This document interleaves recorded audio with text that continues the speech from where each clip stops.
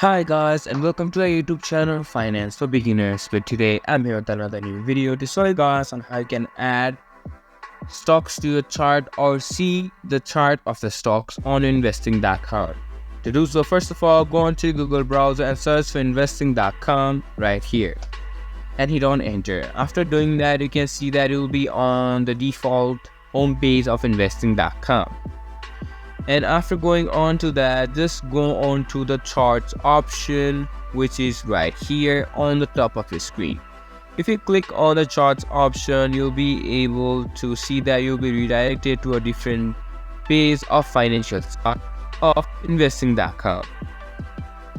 Now if you click on this setting option, you can see that you are now again taken into a different screen where you can select the option of forex, index and stocks, including futures and cryptocurrency as well. Now just click on stocks and you are now going to be able to see the chart stocks on your investing.com.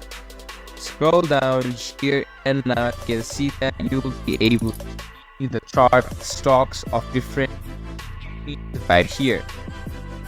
And this is how you can add these stocks on your investing.com. This was for this video, and I hope you guys find that video helpful. If you do, make sure to like, subscribe to our YouTube channel and hit the bell notification.